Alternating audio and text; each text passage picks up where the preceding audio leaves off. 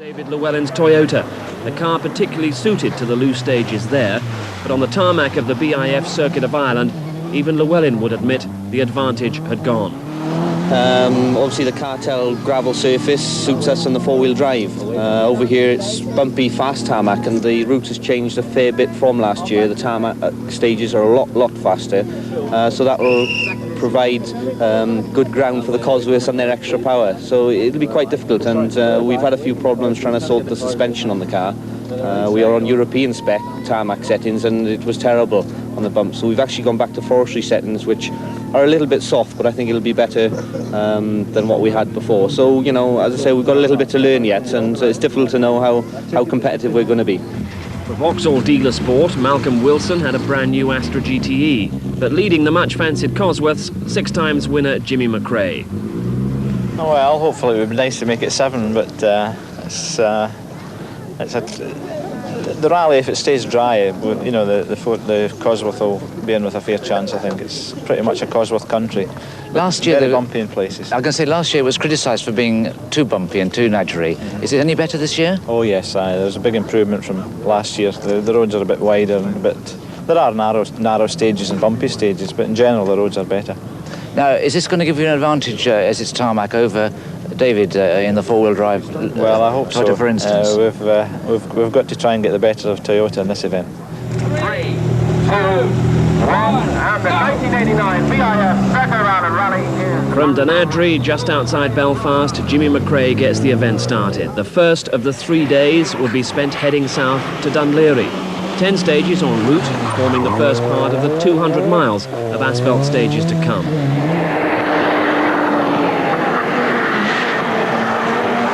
And very fast stages indeed. David Llewellyn was hoping for damp or wet conditions so that the Toyota's four-wheel drive could claw back at least some of the Ford Sierra Cosworth's advantage. Driver's eye view with Phil Short, the co-driver. Long crest, 200. For Llewellyn, though, it was comparatively dry stages to start with, and with a misfire adding to the problems, Llewellyn was losing about 2 seconds a mile to the Fords. The clear master of front-wheel drive, Malcolm Wilson, sending the sparks flying in the Vauxhall Astra GTE.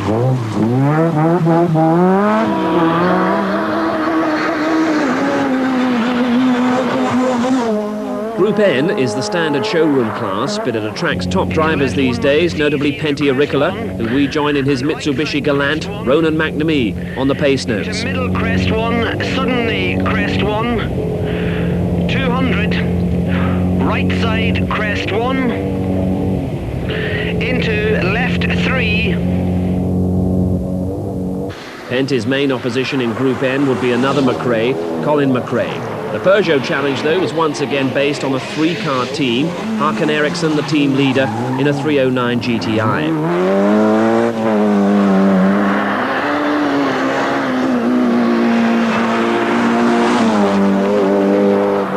Local hope Austin McHale suffering a little from fading brakes in the early stages. Nothing fading, though, about Russell Brooks, who was right among the pace setters, twice a winner of the Circuit of Ireland, the first time fully 11 years ago. Brooks with the pace that was being set by McRae and also by his teammate Mark Lovell.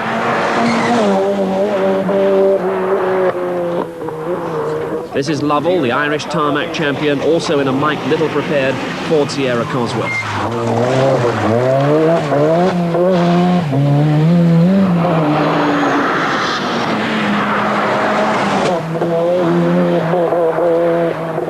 Leo Shaw should have been in touch as well, but he was delayed when he broke a gear lever on one of the early stages. The reigning Group N champion Gwyndaf Evans now getting used to the quicker pace and heightened drama of Group A. And the other half of the Vauxhall Dealer Sport entry, Louise Aitken-Walker, in her second championship event for the team. The leaders at the end of the opening Easter Saturday stages, Russell Brooks, co-driven on this occasion by Peter Diekman.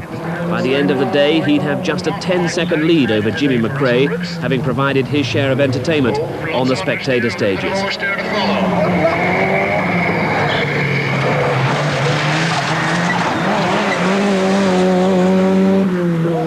Only a few seconds has separated Brooks and McRae all day, famous rivals in the championship and especially here on the Circuit of Ireland. is it. Jimmy McRae, car number 1, blasting his way down to 6 times, went a little bit sideways there. How's it going, the brakes? No drama. Wee touch of the handbrake, I think, there. Conditions now wet, but the Ford Sierra Cosworths were still in command.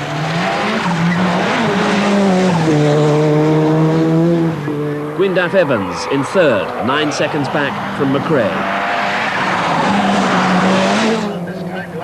Evans, like everyone else, had occasionally been caught out by tyre selection problems as a result of the rapidly changing road conditions, but he'd be happy with his first day position.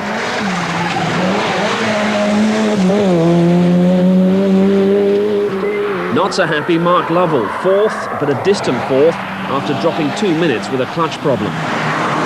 The track is slippery, as if he doesn't know already. Lovell over 2.5 minutes behind the leader Brooks. But let's pick up the fortunes of David Llewellyn and Phil Short in the Toyota, at this point lying fifth. 3 right.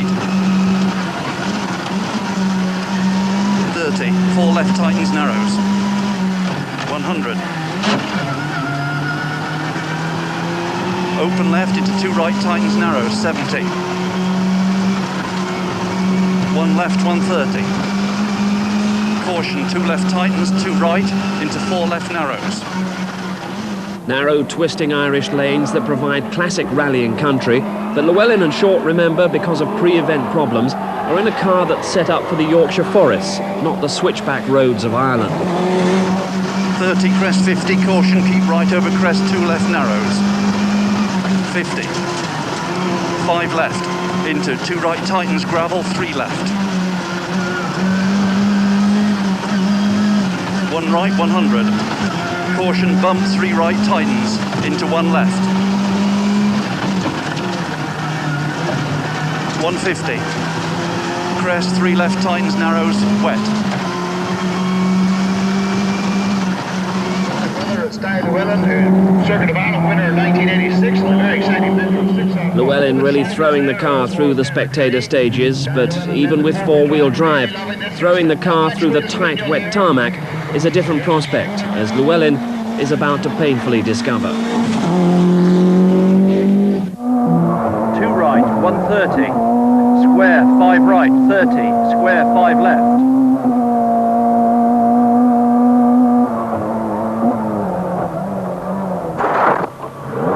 It's much safer with Penty Auricola and Ronan McNamee, who are coming up right behind. Right 8 into Llewellyn's off. Left 8. They look all right. They're both out. 110 junction. Well, we went into a field basically, and my luck wasn't with us. There was a 4-foot ditch the other side of the hedge. Otherwise, we just would have popped over the hedge into the field and out. But there was a 4-foot ditch, and we nose-dived into the ditch. And as you can see, it was a bit wet in there. How did you go off in the first place? What caused it? It's a little bit of water, and the car just aquaplaned going into a 90 right, and just lost that 10 yards of braking, which I needed, of course, and just went over the hedge. So how did you get it back on in the end then? We managed to persuade a friendly farmer with his tractor to come down, and we struggled for about 10 minutes, you know, about 30-40 people, but it was right nose in, and we managed to persuade his farmer to come down and give us a tow out with the tractor. Not the first to have been caught out by these conditions. Spectator stages like Lurgan Park present much less of a problem. This is Malcolm Wilson about to exit the event.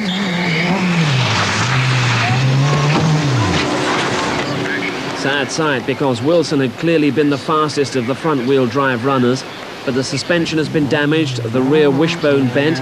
There's no time to fix the damage. Wilson is out of the event, and really, he can only blame himself.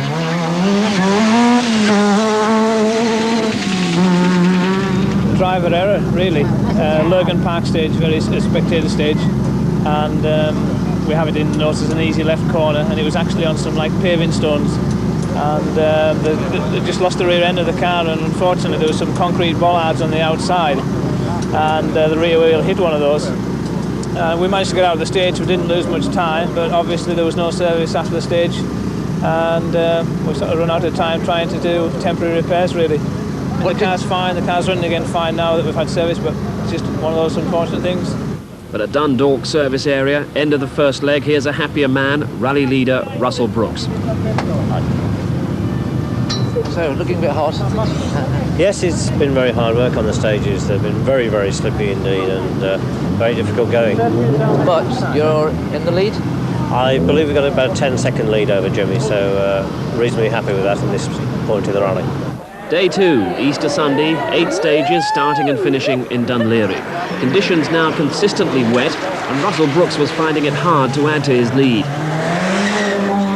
Indeed, as the rain persisted and tyre choice became critical, McRae guessed right and clawed back the 10-second deficit on just one stage.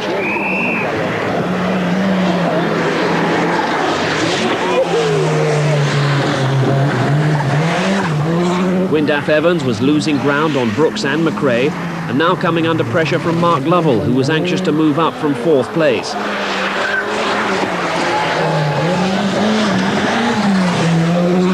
Here's Lovell starting the day almost a minute and a half behind Evans. He got 15 seconds back when Evans punctured on the 5th stage of the day, but up ahead it was still Brooks and McRae swapping fastest times.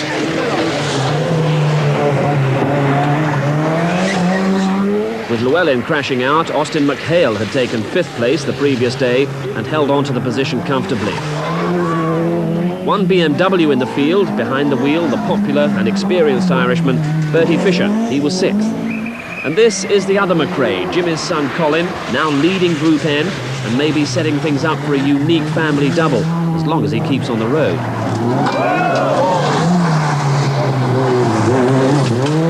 Louise Aitken-Walker now had the task of upholding the Vauxhall Dealer Sport effort to place the Astra GTE as the leading front-wheel drive car.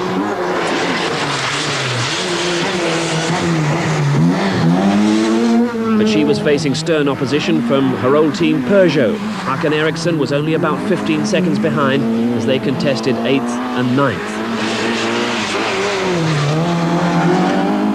Things equally tight in Group N as Pentti Arikala and Ronan McNamee continued the pursuit of Colin McRae. The Mitsubishi Galanta heavy car for the wet roads, and despite the weather, the Easter Sunday crowds were as big as ever for what is one of Ireland's most famous motorsport events. Suddenly crest, left 2, and junction left 6 minus, hairpin. Slippery. 300, right side jump 1. Right side jump 1. End of the second day, all the fastest times were shared between Brooks and McRae, but it's McRae in front, only by 30 seconds though.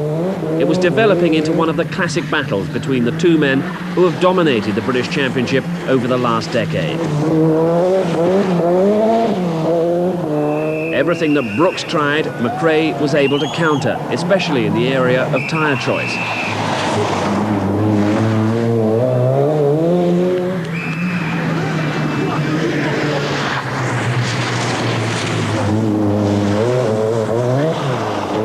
Third place now, ahead of Evans, was Lovell, but he was still a very distant 2.5 minutes behind his teammate in second.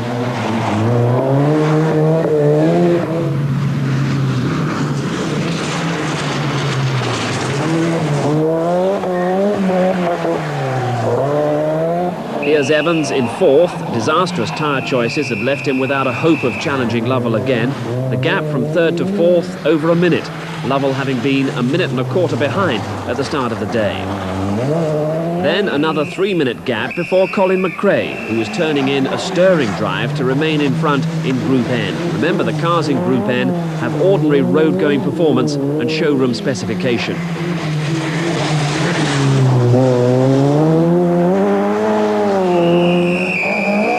After McRae, Group A runners Bertie Fisher